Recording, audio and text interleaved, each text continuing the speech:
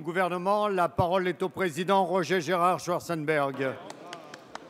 Monsieur le Premier ministre, quand Clemenceau crée en 1906 le ministère du Travail, c'est évidemment pour renforcer les droits des salariés, non pour un autre objectif.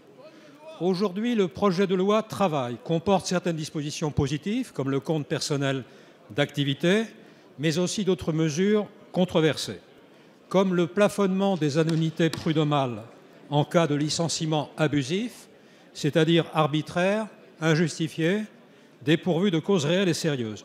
Ce plafonnement empêchera la libre appréciation du juge et souvent la réparation intégrale du préjudice subi. En réalité, le barème de ces indemnités prud'homales est fixé à un niveau très bas et souvent inférieur à celui de la loi Croissance et Activité du 6 août 2015. Ainsi, le plafond le plus élevé sera 15 mois de salaire pour les personnels ayant 20 ans d'ancienneté dans l'entreprise. En revanche, en 2015, ce plafond avait été fixé à 27 mois pour les salariés des grandes entreprises ayant 10 ans d'ancienneté. Certes, selon le Conseil constitutionnel, la dimension de l'entreprise ne peut servir de critère, mais on ne peut créer un licenciement low cost qui, par son coût réduit, risquerait d'inciter les entreprises à licencier. Vous avez reporté de 15 jours l'examen du projet de loi Travail pour permettre un dialogue approfondi, ce qui est très positif. Dans ce cadre, êtes-vous prêt à accepter que ces dispositions et d'autres, notamment sur le licenciement économique, soient revues et modifiées pour parvenir à un texte plus équilibré? Merci. La parole est à Monsieur le Premier ministre Manuel Valls. Monsieur le Président, Mesdames et Messieurs les députés, Monsieur le Président Roger Gérard Schwarzenberg, vous citez Clemenceau, vous savez le procès qui lui a été fait en ces moments-là, y compris quand il suivait les problématiques liées au travail, et ça lui est resté souvent dans l'histoire, mais c'est un bon exemple pour démontrer qu'il faut du temps pour l'explication, il faut créer les conditions d'une compréhension, et il faut toujours discuter. Un avant-projet de loi a été adressé au Conseil d'État.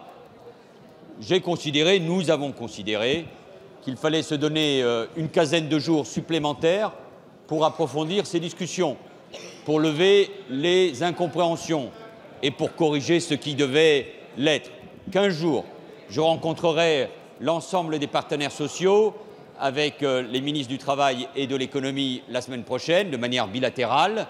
Et la semaine d'après, nous aurons toujours à Matignon une réunion avec l'ensemble des partenaires sociaux, organisations patronales et organisations syndicales. Et le texte, qui pourra faire l'objet de corrections par lettre rectificative au Conseil d'État, sera examiné et adopté par le Conseil des ministres du 24 mars. L'Assemblée, d'abord la Commission des affaires sociales, et l'Assemblée nationale seront saisies sans grand changement, je veux le rappeler, par rapport à ce qui était prévu dans l'agenda parlementaire du fait des vacances parlementaires de l'Assemblée nationale du mois d'avril. Voilà, Monsieur le Président, pour les questions de méthode. Il faut lever les incompréhensions, il faut tout mettre sur la table. Le sujet que vous avez évoqué, celui du barème des prud'hommes, avait déjà fait l'objet de discussions particulièrement approfondies ici même à l'Assemblée nationale, à l'occasion de la discussion sur la loi Macron. Il y a eu une censure du Conseil constitutionnel. Ce débat va avoir lieu. Moi, je suis à l'écoute à la fois des partenaires sociaux et bien sûr du Parlement. Au fond, avec deux idées. Dans un monde qui change, dans une économie en mutation, avec son ubérisation et avec des demandes aussi des salariés. Et en pensant d'abord, Monsieur le Président, bien sûr aux salariés, mais à ceux qui n'ont plus et depuis longtemps d'emploi, à tous ces précaires et plus particulièrement à la jeunesse. Je souhaite donner plus de liberté, plus de souplesse aux entreprises, c'est ce qu'elles demandent, et notamment aux petites et moyennes entreprises, mais aussi, et vous auriez pu le citer, c'est tout le sens du compte personnel d'activité, plus de droits également aux salariés. Sur ces bases, nous pouvons discuter, mais avec une idée, il faut réformer, pas pour nous, pas pour le plaisir de réformer, mais parce que le pays a besoin de s'adapter à la nouvelle donne économique. Et cette volonté réformatrice, je ne doute pas un seul instant, Monsieur le Président, que vous y adhérez. Nous allons la poursuivre.